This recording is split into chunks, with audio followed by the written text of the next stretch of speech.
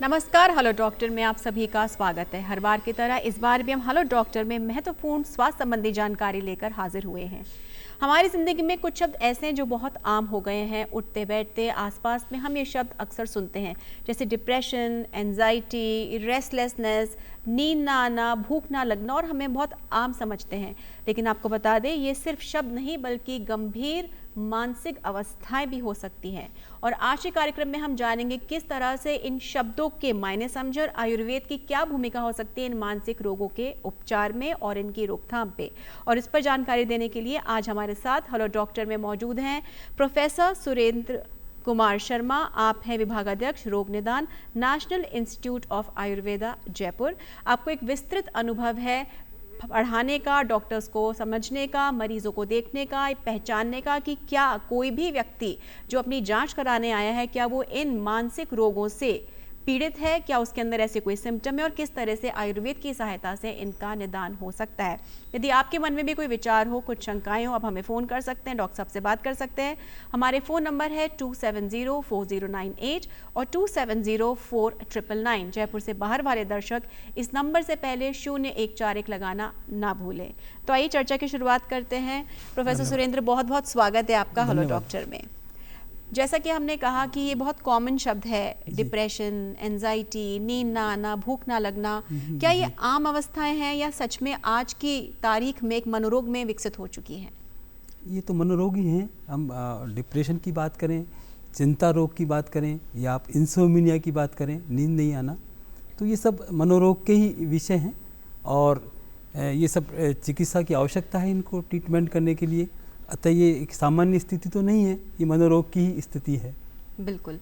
लेकिन हम एंजाइटी जो है इसे कैसे समझ सकते हैं? क्योंकि आजकल हम देखें कोई बच्चा एग्ज़ाम देने जा रहा है वो भी परेशान है, अगर हम बात करें कि किसी को इंटरव्यू देना है वो भी परेशान है, और घर में जो महिलाएं बैठी हैं उनको भी अलग तरह की बेचैनी है, तो हम एंजाइटी को समझ कैसे सकते हैं? देखिए, एक होता है वरी, एक होता है एंजाइटी। वरी तब तक होता है जब तक वो काम पूरा नहीं होता। जैसे हम हमारे दैनिक जीवन में बहुत बार चिंतित होते हैं, लेकिन वो चिंता एक स्थायी नहीं होती। लेकिन जब चिंता स्थायी किस्म की बन जाए और लंबे समय तक रहे, तो फिर उस स्थिति में उसको एंजाइटी कहते हैं। और वो एक लाइफ के लिए एक नॉर्मल नहीं है वो, और वो कहीं न कहीं उसके साथ में जीवन का क्रम बिगड़ता है, व्यक्ति का एक लाइफ स्टाइल बिगड़ती है, और साथ में उसकी क्वालिटी ऑफ लाइफ भी बिगड़ती है। तब हम उसे एंजाइटी कहते हैं। तब उसमें कुछ शारीरिक लक्षण भी रोगी में दिखते हैं और कुछ कुछ मानसिक लक्षण भी रोगी में सामने देखने में आते हैं। जी बिल्कुल। प्रोफेसर साहब बताएं हमारे दर्शकों को कि एंजाइटी में और चिंता में किस तरह के लक्षण निकल कर आते हैं और कब हमें समझ लेना चाहिए कि अभी हमें परामर्श की ज़रूरत है, चिकित्सक के पास जाने की ज़रूरत है? देखिए, एंजाइटी जो रोग है उसको एक न्यूरोसिस के तहत मानते हैं, और आयुर्वेद में भी उसका वर्णन बहुत किया गया है। और आयुर्वेद में कहा गया है कि चिंता ज़्यादा बढ़ती है तो उससे हृदय रोग होने की संभावनाएं रोगी में बढ़ जाती हैं। तो चिंता और एंजाइटी, जैसा आपने कहा, वरी यानी थोड़ी चिंता हुई, और लेकिन जब वो समाधान हो गया तो व्यक्ति उससे रिलैक्स हो गया।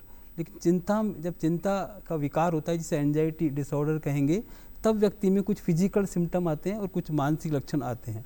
फिजिकल सिम्टम में पल्पिटेशन बढ़ जाना, हार्ट की गति बढ़ जाना, पसीना आना अचानक, और घबराहट होना, साथ में उसका कहीं मन नहीं लगना, और नींद का प्रॉपर नींद नहीं आना। तब हम समझते हैं कि इसको एंजाइटी के सिम्टम इसमें पैदा हो रहे हैं। और व्यक्ति हरदम थोड़ा भयभीत सा भी रहता है, और साथ साथ में उसका मतलब एक तरीके से लॉननेस, अकेलापन भी उसको आ सकता है। तो उस स्थिति में उसको चिंता विकार हम कहते हैं, एंजाइटी विकार कहते हैं। उसके मॉडर्न साइंस में और भेद किए गए हैं, 3-4 क्लासिफिकेशन भी किए गए हैं। जनरल एंजाइटी डिसऑर्डर जिसे कहेंगे, सामान्य यह एक होता है पैनिक अटैक। पैनिक अटैक, हाँ, पैनिक अटैक 15 या 20 मिनट तक रहता है, वो भी एंजाइटी का ही एक टाइप है। एक जनरलाइज एंजाइटी जो हरदम रहती है रोगी में, और पैनिक अटैक में 15-20 मिनट तक उसको अचानक सिम्टम आएंगे, और 15-20 मिनट के बाद में उसका थोड़ा सिम्टम धीरे धीरे ग्रेजुअली कम होते जाएंगे, तब उससे पैनिक अटैक कहते हैं। लेकिन पैनिक अटैक का अवधि जो है वो कम है, और जनरल एंजाइटी जो सामान्य एंजाइटी उसकी अवधि अधिक है। ये दोनों में एंजाइटी एक अवस्था जैसी हो जाती है जो लगातार हमारे साथ रहती है और कहीं ना कहीं हमारे शरीर को और हमारे मन को, हमारी मानसिकता को, सभी को प्रभावित करती है। अक्सर जब हम इन शब्दों को सुनते हैं तो हमें लगता है इसका जो उपचार है वो थेरेपी है, या कोई एंटी डिप्रेसेंट पिल्स हैं, या डॉक्टर के पास जाना है, मनोचिकित्सक के पास जाना है। आयुर्वेद किस तरह से ये जो आम शब्द हैं इनके उपचार में योगदान देता है? यदि आपके पास कोई मरीज आता है और आपको पता चल जाता है कि इसको, जैसा आपने बताया, जनरल एंजाइटी डिसऑर्डर है, किस तरह से उसका ट्रीटमेंट किया जाता है? देखिए, एंजाइटी डिसऑर्डर आयुर्वेद के हिसाब से वात प्रकोप के कारण होता है और वात इसमें मुख्य कारण है। और इसके होने का जो कारण है बेसिकली एंजाइटी डिसऑर्डर, वो कहीं ना कहीं व्यक्ति शुरू में एंजाइटी जो विषाद आता है, एंजाइटी आती है, वो कहीं ना कहीं भय से पैदा होता है। कहीं ना कहीं भय, जैसे आप देखते हैं, हम अर्जुन का प्रसंग देखते हैं महाभारत में, तो उनको भय हुआ कि मुझे अपने स्वजनों को ही मारना है, तो फिर उनमें एंजाइटी के सिम्टम आए। और तब आप देखेंगे गीता में क्लासिकल सिम्टम बताएं कि उनके हाथ कांपने लगे, उनका मुंह बार बार सूखने लग गया, उनका वो भ्रांत चित्त हो गए वो, तो वो सब सिम्टम एंजाइटी के अर्जुन में उस समय आए वो सिम्टम। तो वो भय से आए, वो भय उनको मरने से खुद को भय नहीं था, भय उनको ये था कि मेरे स्वजन मेरे हाथ से मरेंगे। तो कहीं ना कहीं भय से ही एंजाइटी की उत्पत्ति होती है। तो हमें उसका कारण को देखना चाहिए कि भय क्यों हो रहा है, यानी वो भयभीत क्यों है व्यक्ति। उसके बाद में जब आता है हमारा, यदि हम कारण का रिमूव कर दें और उसकी एक काउंसलिंग पद्धति, जिसे आयुर्वेद में सत्वावजय थेरेपी हम कहते हैं, यानी मन को बलवान बनाने की थेरेपी। तो मन बलवान होगा तो व्यक्ति मानसिक आघातों के आने के बाद भी वो उनसे दूर हो जाएगा। बहुत से जी, तो मन बलवान का बड़ी बात बताई उन्होंने। और आयुर्वेद में कहा भी है कि जिसका मन वीक है वो मानसिक रोगों के प्रति संवेदनशील अधिक है। ऐसे लोग ज़्यादा मानसिक रोग से पीड़ित होते हैं। तो हमें जिन व्यक्तियों का मनोबल कम है उनका मनोबल बढ़ाने के लिए हमें कोशिश करनी चाहिए। इसके लिए आयुर्वेद में सत्वावजय चिकित्सा, जो जिसे एक साइकोथेरेपी कहा है, उसका भी उल्लेख है और मेडिसिन दवाइयों का भी उल्लेख है। और साथ में पंचकर्म चिकित्सा का भी हम देते हैं। तो हमारी औषधियों की जहाँ हम बात करें तो हम सत्वावजय चिकित्सा जो हम पहले कर चुके हैं, काउंसलिंग तो हमें करना ही चाहिए कि भय का कारण क्या है इस व्यक्ति में। उसके साथ साथ हमारे पास में बहुत सी औषधियाँ हैं जो जनरल सामान्य मिल जाती हैं आसानी से। जैसे हम देखें ब्राह्मी, जटामांसी, शंखपुष्पी, ये सब मार्केट में अवेलेबल हैं। इनको हम जैसे भी हो 2 या 3 ग्राम की मात्रा में ब्राह्मी का यूज करें। जटामांसी को हम 5 ग्राम की मात्रा में उसको पानी में भिगोकर उसका पानी पी सकते हैं हम। शंखपुष्पी एक सामान्य से मिलने वाली औषधि है, उसको भी हम ले सकते हैं।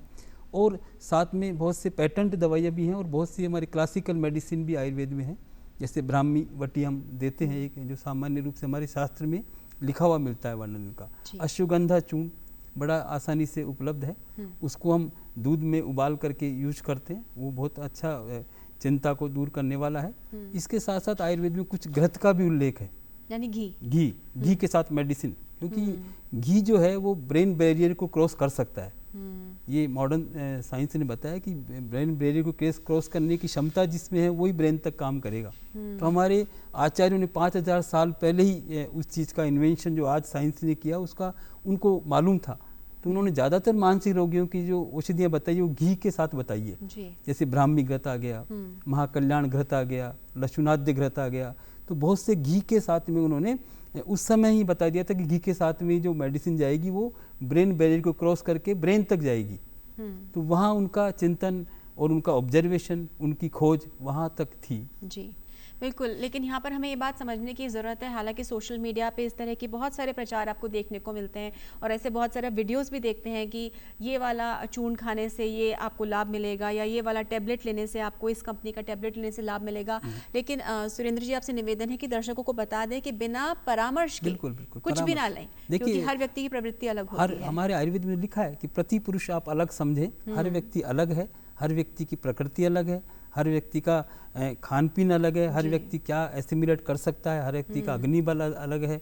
तो हर व्यक्ति का एक ही हम औषधि से नहीं चिकित्सा कर सकते, उसकी प्रकृति, उसका सारा ऑब्जर्व करके पूरे भावों का, घटकों का, भावों का, उसके बाद में इंडिविजुअल थेरेपी उस व्यक्ति को दी जानी चाहिए। न कि सभी एक औषधियाँ जो वो उसको हम रेकमेंड नहीं करते और न हम उसकी प्रशंसा करते हैं, वो निश्चित ही ठीक नहीं है। बिल्कुल, आपने कहा भय जो है हमें हर व्यक्ति में दिखाई देता है, खास तौर से हम आजकल देखते हैं स्टूडेंट्स में, वो एग्ज़ाम से पहले ही डर जाते हैं, और हम अक्सर से देखते हैं बहुत ही ऐसे दुर्भाग्यपूर्ण सूचनाएं मिलती है जहाँ पे हमने कोटा में देखे कितने बच्चे अपना जीवन ही अंत कर लेते हैं, या कहीं ना कहीं हम ये देखते हैं कि किसी डर के कारण वो गलत रास्ते पर भी चल जाते हैं। हम दोनों ही बातों पर आपसे जानकारी लेंगे कि जो सुसाइडल टेंडेंसी इतनी बढ़ती जा रही है बच्चों में, नीट की परीक्षा होते ही मार्क्स कमाए इसलिए उन्होंने अपना जीवन अंत कर लिया, या डर के मारे वैसे ही ख़त्म कर लिया, किस तरह से इस चीज़ को आयुर्वेद की सहायता से हम रोक सकते हैं और इसका निदान कर सकते हैं? देखिए, हमने पहले चर्चा की कि भय ही व्यक्ति में एंजाइटी प्रोड्यूस करता है। तो ये सब जो सुसाइड टेंडेंसी है वो डिप्रेशन का एक हिस्सा है, अवसाद का। इसमें होता क्या है कि हम तुलना करते हैं, पेरेंट्स भी तुलना कर रहे हैं और बच्चा खुद भी तुलना करता है, कंपैरिजन करता है। हर व्यक्ति का एक अलग अलग IQ लेवल है, वो उस विषय को समझने में एक बच्चा अधिक समय लगा सकता है, एक जल्दी समझ सकता है।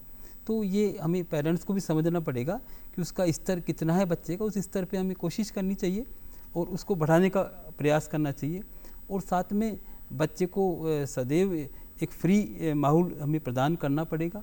और साथ में यदि बच्चे में इस तरह के सिम्टम आ रहे हैं तो हमें और अवेयर होगा कि बच्चा इस तरह की बातें कर रहा है या इस तरह का कभी सैडनेस, अलग अकेला बैठा हुआ है, वो उसको उसकी जो पहले जो पसंद करता था चीज़ों को पसंद अब नहीं करने लगा है, थोड़ा नींद में डिस्टर्ब उसके होने लगा है और वो थोड़ी नेगेटिव बात भी करता है। तो पेरेंट्स को अवेयर हो जाना चाहिए और साथ में हमें बच्चे को प्रोत्साहन देना चाहिए और सांत्वना भी देनी चाहिए।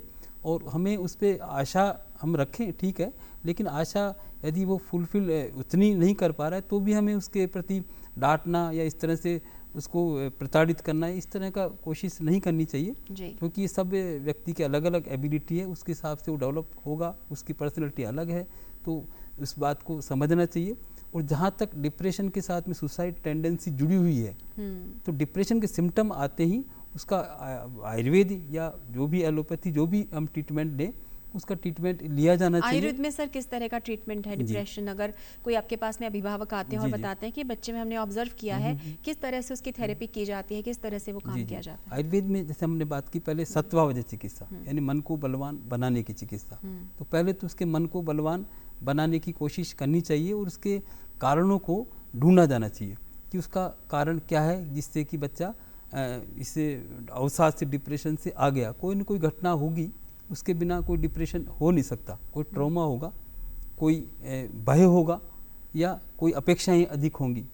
उसको हमें सत्वावजय चिकित्सा से, हमारा जो एक पार्ट है काउंसलिंग का, उससे देखना चाहिए कि बच्चे का ज्ञान का लेवल क्या है, उसकी मेमोरी का लेवल क्या है और उसके बिलीफ क्या है। और जब आयुर्वेद संस्थान में कोई आता है इस तरह का मरीज, आप ये सब देखते हैं? हाँ, जी, उसका बिल्कुल ये तो देखना ही चाहिए। और साथ में फिर मेडिसिन की हम बात करें तो हमारे पास में औषधियाँ हैं जो हम देते हैं। ऐसे हमारा डिप्रेशन के लिए हम अश्वगंधा हम पहले चर्चा कर चुके हैं। हम ब्रह्म रसायन ब्रह्म रसायन जो एक हमारा औषधि है, क्लासिकल मेडिसिन है, वो हम देते हैं बच्चे में। जनरली बच्चे का प्रकृति है उसको देख करके। और साथ में तगर का उपयोग, जो तगर है वो भी एक एंटी डिप्रेसेंट मानते हैं आयुर्वेद के अकॉर्डिंग। और बहुत सी हमारे पास और भी औषधियाँ हैं, ब्राह्मी बटी है, जटामांसी के मेडिसिन आती हैं, अश्वगंधा की मेडिसिन आती हैं। तो एक और साथ में यदि आवश्यकता पड़ती है तो हम शिरोधारा, एक पंचकर्म का प्रोसीजर है, उसमें एक मेडिकेटेड ऑयल हम ब्रेन पे रखते हैं और उसके धीरे धीरे फ्रिक्वेंसी से एक पिट्यूटरी ग्लैंड जो हमारी है वो एक्टिवेट होती है और ब्रेन में जो बनने वाले जो न्यूरोट्रांसमीटर हैं, सेरोटोनिन, डोपामिन आदि, उनकी मात्रा बढ़ती है। और आयुर्वेद की दृष्टिकोण से बात करें तो तर्पक कफ की मात्रा बढ़ती है। तर्पक कफ और साधक पित्त ये बेसिकली इसके लिए उत्तरदायी हैं। तो जब हम शिरोधारा का प्रयोग करते हैं तो उनसे उन न्यूरोट्रांसमीटर की मात्रा बढ़ती है, हमारे तर्पक कफ की मात्रा बढ़ती है।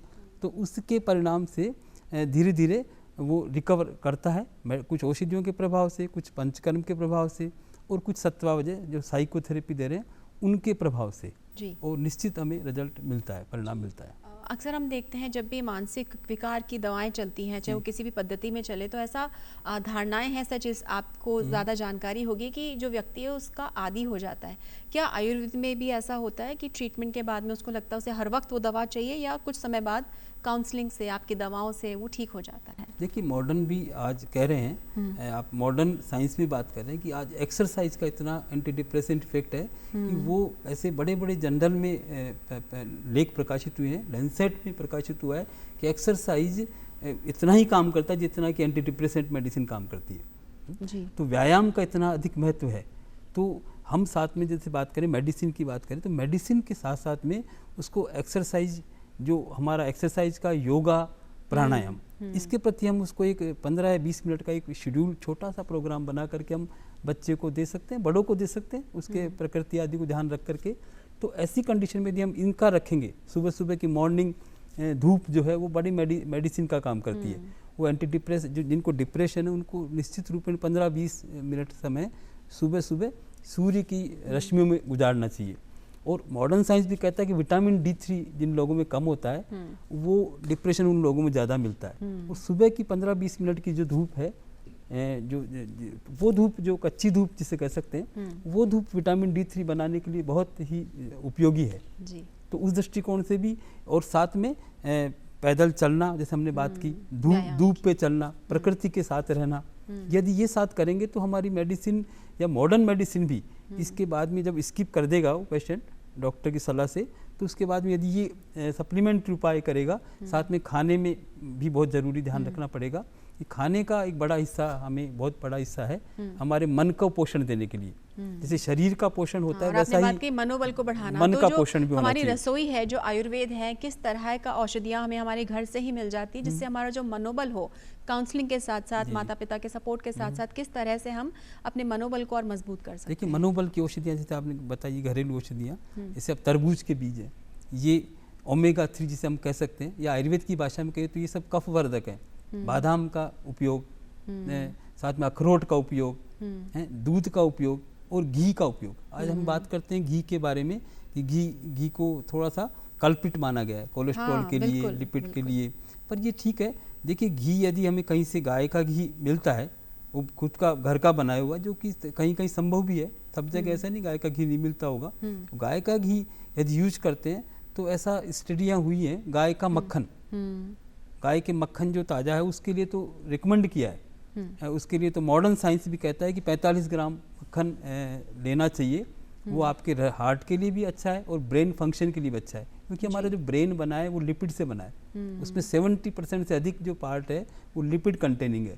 तो लिपिड कंटेनिंग को लिपिड ही ठीक कर सकता है। तो इस तरह की जो चीज़ें हैं, जैसे हमने बताया, घी का उपयोग करना उसकी, और साथ में बादाम का उपयोग करना, अखरोट का उपयोग करना, तरबूज के बीज का उपयोग करना, मूंगी का, इन सबको, खसखस का उपयोग करना, इन सब चीज़ों को हम थोड़ा थोड़ा मात्रा में उपयोग करें, बदल बदल के उपयोग करें, तो हम ब्रेन के फंक्शन को, एक्टिविटी को बनाने में समर्थ होंगे। बिल्कुल।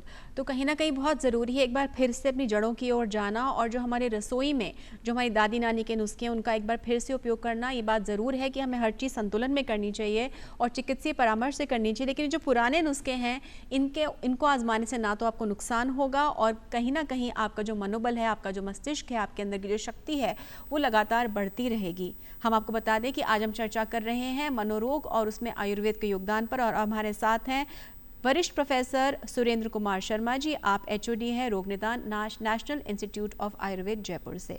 तो चर्चा को जारी रखते हैं। आजकल हम देखते हैं कि हमारे ऊपर जो डिजिटल मीडिया का जो है अत्यधिक प्रभाव है, हम उससे बच नहीं सकते हैं। हम 24 घंटे स्क्रीन पर रहते हैं, ऑफिसेज में भी लैपटॉप है, डेस्कटॉप है, हमारे लगातार फ़ोन चलते रहता है, तो हम उससे बच नहीं सकते हैं। डिजिटल टॉक्सिसिटी इतनी बढ़ गई है आजकल,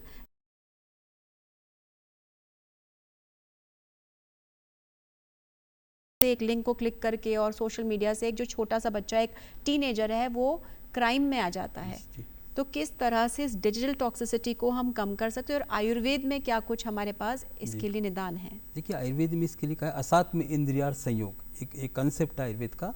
असात्म इंद्रिय जो हमारी हैं, 5 सेंस ऑर्गन हैं, उनके ऑब्जेक्ट के साथ में किस तरह का एसोसिएशन है, उस एसोसिएशन के अकॉर्डिंग ही व्यक्ति की प्रवृत्ति या पर्सनैलिटी डेवलप होती है। तो ये सब पर्सनैलिटी डेवलपमेंट की हिस्से की बात है कि बच्चे में पर्सनैलिटी डेवलपमेंट हुआ, तब ऐसा क्या कारण रहा कि उसकी पर्सनैलिटी में ये सब प्रॉब्लम आई। कहीं ना कहीं उसने ऐसे लोगों की कंपेनियनशिप थी, जो लोग इस तरह के वातावरण के थे, या परिवार में माता पिता में कोई कॉन्फ्लिक्ट थे, झगड़े थे, विवाद थे, या तो इस तरह का देखा। और साथ में दूसरा जो हमने बात की डिजिटल लाइफ स्टाइल की, तो उसके अंतर्गत हम देखें तो उसमें पहला तो आया कि उसको ज़्यादा ओवर यूज करना, और दूसरा उसमें कंटेंट क्या देख रहा है वो। तो कंटेंट भी इम्पोर्टेंट है और ओवर यूज़ तो है ही कि ओवर यूज अधिक करेंगे तो हमारा ब्रेन के फंक्शन, ऐसा देखा गया है कि 4 से 6 घंटे से ज़्यादा स्क्रीन टाइम यूज करता है तो उन लोगों में डिप्रेशन और एंजाइटी होने की प्रवृत्ति अधिक पाई गई है। ऐसे हमारे पास में बहुत से रिसर्च पेपर हैं। तो वो तो 6 घंटे से अधिक कोई भी यदि यूज करेगा, एक जनरल पीपल भी, तो भी उसमें डिप्रेशन की संभावनाएं अधिक है नॉर्मल पीपल के प्रति। दूसरा हम बात करें कंटेंट की, तो कंटेंट में ज़्यादातर बच्चे जो हैं वो वायलेंट देख रहे हैं, या फिर इस तरह की फिल्में भी इस तरह की बन रही है, वायलेंट फिल्म बन रही है या विदेशी फिल्म बन रही है। तो वो कंटेंट जो है वो उनके मस्तिष्क पे, मनोमस्तिष्क में डर का प्रभाव डाल रहा है, एक थ्रिल का प्रभाव डाल रहा है। वो कहीं ना कहीं आयुर्वेद की भाषा में बात करें तो वात प्रकोपक है ये सब कारण, जो कि इस तरह का एक सहसा व्यक्ति में थ्रिल पैदा कर रहे हैं। तो उस वजह से देखें तो बच्चे का जो एक तरीके से डेवलपमेंट है वो एक नेगेटिव की तरफ जा रहा है। तो जो उसका पर्सनैलिटी है, एक पर्सनैलिटी डे बाय डे हम चेंज होती रहती है, पर्सनैलिटी में नए नए आयाम जुड़ते रहते हैं। तो पर्सनैलिटी में नेगेटिव आयाम अधिक जुड़ते रहेंगे तो धीरे धीरे पॉजिटिव आयाम जो पहले से थे उनका डेफिशिएंट होगा। तो वो डेफिशिएंट नहीं हो, इसके लिए हमें बच्चे को इस तरह के प्रवृत्तियों में लाना पड़ेगा जो प्रवृत्तियां बच्चे में कहीं क्षमा बढ़ाए, कहीं धैर्य बढ़ाए, कहीं उसकी स्मृति को एनहेंस करे। तो ये सब पॉजिटिव चीज़ों को लाने के लिए पेरेंट्स को प्रयास करना पड़ेगा, स्कूल वालों को प्रयास करना पड़ेगा, सरकार को प्रयास करना पड़ेगा, हम सबको प्रयास करना पड़ेगा। जी, ये कार्यक्रम उसी का एक शायद माध्यम है। आयुर्वेद किस तरह से आजकल हम देखते हैं छोटे छोटे बच्चे हैं मोबाइल पर ही खाना खाते हैं, मोबाइल से ही पढ़ाई करते हैं, प्रोजेक्ट वर्क मोबाइल पर है, और उनमें कहीं ना कहीं एक हम देखते हैं वो चंचल नहीं है लेकिन वो हाइपर एक्टिव हो चुके हैं। उनके हाथ पैर चलते रहते हैं, स्थिरता नहीं है, जो अटेंशन स्पैन है वो बहुत कम होता जा रहा है, तोड़ फोड़ में करते में ज़्यादा आ गए, कि गुस्सा बहुत आता है कि मान लीजिए किसी माता पिता ने किसी काम के लिए मना किया तो हम देखते हैं कई बच्चे सामान उठा के फेंक देते हैं, खिलौने तोड़ देते हैं। ऐसे में आयुर्वेद किस तरह से सहायक होता है? देखिए एडिक्शन है ये, एडिक्शन वो एडिक्शन के भी एक हमारे देखें हम तो एक ब्रेन में सर्किट बनते हैं। तो न्यूरोनल सर्किट एडिक्शन का जब बन गया तो सर्किट को तोड़ना पड़ेगा, और सर्किट को तोड़ने के लिए 21 डेज चाहिए। जितना सर्किल बना है ब्रेन में उस सर्किल को तोड़ने के लिए हमारा उसको 21 दिन तक एक एफर्ट्स करने पड़ेंगे पेरेंट्स को। वो एफर्ट्स यदि 21 दिन तक हमने कर लिए तो काफ़ी न्यूरोनल जो सर्किट जो बने हैं एडिक्शन के वो रिमूव होंगे। तो वो एक तो हमने पहले बात की काउंसलिंग से, इसलिए काउंसलिंग का जो देते हैं वो 45 सत्र देते हैं हम। अच्छा। क्योंकि बात तो वही करनी है लेकिन वो अलग अलग एंगल से बात करनी है। तो न्यूरोनल सर्किट जो बने हैं बहुत दिनों में बने, उसको तोड़ने में भी उतना ही समय लगेगा। तो न्यूरोनल सर्किट को तोड़ने में तो हमें बच्चे को निरंतर काउंसलिंग करना है। ऐसा नहीं कि एक दिन कह दिया, 2 दिन कह दिया, बच्चे को निरंतर, ऐसा भी नहीं लगे कि वो बच्चे पे कुछ हम थोप रहे हैं, लेकिन उसको बताना है, रोज़ बताना है कि उसको भाई इस तरह की जो चीज़ें हैं वो कहीं ना कहीं आपके लिए हार्मफुल है और इसके परिणाम ये होंगे। तो हम परिणाम पे जब बताएंगे बच्चे को तो बच्चा उसको समझेगा। और साथ में जहाँ मेडिसिन की बात हमने की तो हमारा शंख पुष्पी एक सिरप आता है।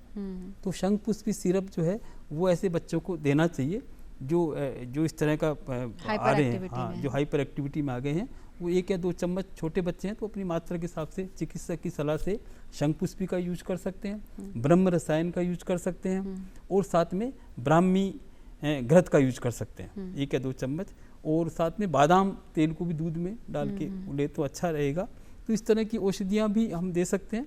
और साथ में विशेष करके इसमें जो है वो सत्वावजय, मन को बलवान बनाने का जो उपाय हम बात कर चुके हैं पहले, तो वो मन का बलवान बनाएंगे हम काउंसलिंग से। और हमारे पास में उसके कंटेंट जो हमारे सामने और भी जो साधन हैं कि हम इस तरह का बच्चे को क्या चीज़ देखने के लिए दें, क्या चीज़ नहीं देखने के लिए दें। तो पेरेंट्स को इसमें पूरा एफर्ट्स करने पड़ेंगे, स्कूल लेवल पे एफर्ट्स करने पड़ेंगे। तो निश्चित हम उसका स्क्रीन टाइम हमें फिक्स करना पड़ेगा, और वो कंटेंट क्या देख रहा है उस पर थोड़ा ऑब्जर्व रखना पड़ेगा जी। और हमें पॉजिटिव कंटेंट बच्चे को बताने पड़ेंगे कि भाई ये प्रोग्राम भी आप देखो। पर कहीं ना कहीं क्या होता है कि आजकल जो माता पिता है वर्किंग हैं, संयुक्त परिवार जो जॉइंट फैमिली सिस्टम है वो कम होता जा रहा है, हम दूर शहरों में रहते हैं, हमारे बच्चों की परवरिश अलग तरीके से होती है, आसपास माहौल दूसरा है। ऐसे में जब चीज़ें हमारे अनुकूल नहीं हैं, किस तरह से हम व्यायाम या हम काउंसलिंग या हम समय का सदुपयोग करना सीखें जिससे कि जो बच्चे हैं वो भी सही दिशा में चलें और हमें भी गिल्ट ना हो, माता पिता को भी गिल्ट ना हो कि वो बच्चे को उतना समय नहीं दे पा रहे। देखिए, अब जो जॉइंट फैमिली की तो एक बड़ी वैल्यू थी, वो बच्चे सब कुछ संस्कार जॉइंट फैमिली से सीखते थे, दादा दादियों से कहानी के माध्यम से वो सीख लेते थे वो चीज़ें। वो आज दुर्भाग्य से वो थोड़ा सा ब्रेक हुआ है उस सिस्टम में। अब हम क्या कर सकते हैं? अब हम ये कर सकते हैं कि जब बच्चे को स्पेयर टाइम हमारे पास में रहे तब कोई क्रिएटिव उसमें उसको लगाएं, क्योंकि मन साथ में बच्चे के साथ लगे रहें जितना भी समय मिले। देखिए, मन की विशेषताएं दो हैं। या तो मन में नेगेटिव विचारधारा अपने हटानी है, तो नेगेटिव विचारधारा हटाने के लिए पॉजिटिव डालना पड़ेगा। पॉजिटिव के बाद में जब मन खाली हो गया तो उसमें कुछ डालना पड़ेगा आपको, नहीं तो फिर वो कुछ ऐसा वापस से वही कचरा उसमें वापस भरेगा। खान पान की बात कर लेते हैं। आजकल बच्चे हैं या कोई भी आयु वर्ग है, टीनेज है, वो बहुत ज़्यादा जंक फूड पे जा रहे हैं। और लेकिन कहीं ना कहीं जैसे कि हमारे माननीय प्रधानमंत्री जी ने भी पहल की है, योग की पहल की है, खान पान की, स्वच्छता की बात की, हमने बहुत सारे इस तरह के हमने योजनाएं देखी हैं जहाँ पर बार बार इस जागरूकता को लाया जा रहा है कि हमें फिर से अपनी जड़ों पर जाने की आवश्यकता है। घर में कोई भी व्यक्ति, कोई भी किशोर, कोई भी महिला ऐसा क्या कुछ बना सकती है, रसोई से हम क्या ले सकते हैं कि खान पान में हम एकदम से तो बदलाव नहीं ला सकते, लेकिन टॉक्सिन्स को रिमूव करें जिससे कि हमारा मन और हमारा मस्तिष्क दोनों शुद्ध हो जाएं। देखिए, आपने बहुत अच्छी बात कही है खान पान की। तो जंक फूड जो हमने बात कर चर्चा कर चुके हैं, तो जंक फूड को हमें बच्चे को रिप्लेस करना पड़ेगा हमारे ट्रेडिशनल फूड्स के साथ में। जैसे हरी सब्जियाँ, उनका बड़ा वैल्यूएबल चीज़ें हैं वो। हरी सब्जियों को हम बच्चे को क्यों नहीं प्रमोट कर रहे हैं हम? जंक फूड या फिर हम बाहर से फूड मंगाने का या बाहर से होटल में खाने की प्रवृत्ति जो कहीं आ गई है, उसको पेरेंट्स कम कर सकते हैं। और साथ में जो हमारा घर का खाना है, जो इस तरह को जिससे हम बच्चा समझता है कि बड़ा टेस्टी नहीं है ना, उसको या तो टेस्टी बनाया जाए किस तरीके से, लेकिन उसमें बहुत तेल का और एक्सेसिव मसाले का यूज और नहीं घी, किया जैसा जाए। बताया, घी बहुत महत्वपूर्ण और शुद्ध घी हो। तो जो भी माताएं, बहनें, महिलाएं, वर्किंग मदर्स ये कार्यक्रम देख रही हैं, तो जिस तरह से घी का दुर्प्रचार किया गया है, इस धारणा को तोड़ें। घर का बना घी, गाय का घी बहुत ही बढ़िया है। वो मेद्य है, मेद्य यानी जो मस्तिष्क के लिए हितकारी है और मस्तिष्क को बलवान बनाए, मेमोरी पावर को बलवान बनाए, उस घी की बड़ी प्रशंसा हमारे आयुर्वेद में की गई है। और निश्चित ही हमारे जो पूर्व फोर फादर थे, वो अपनी लाइफ को इतना अच्छा इसलिए गुजार पाए कि वो शुद्ध घी का इस्तेमाल करते थे वो। बिल्कुल। और घी कहीं पर भी उनके कभी ना हार्ट डिजीज इस तरह के कुछ नहीं, क्योंकि उनकी फिजिकल एक्टिविटी भी उतनी थी। तो व्यायाम करना भी बहुत जरूरी है और अच्छा खान पान भी बहुत जरूरी है, और वो भी आउटडोर व्यायाम। बिल्कुल।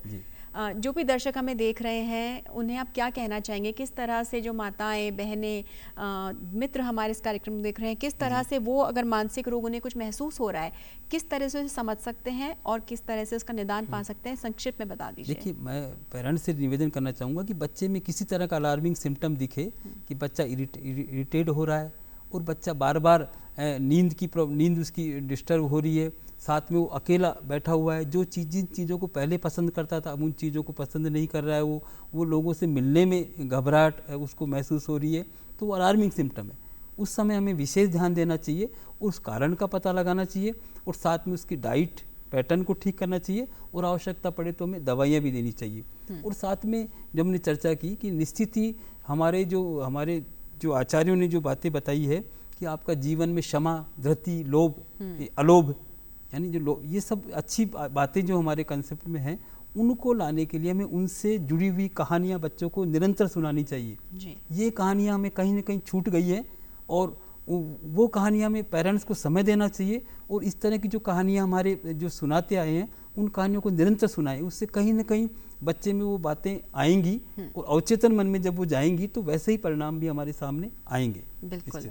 प्रोफेसर सुरेंद्र, आपने जो भी कुछ जानकारी थी बताया किस तरह से सहजता के साथ में, संतुलन के साथ में और थोड़े से ऑब्जर्वेशन के साथ में हमारा जो जीवन है, हमारे बच्चे हैं, हमारे आसपास के लोग हैं, वो भी सहजता से जी सकते हैं और अपने मनोबल को बढ़ा सकते हैं। हमें पूरी उम्मीद है कि हमारे दर्शकों को इससे ज़रूर लाभ मिला होगा।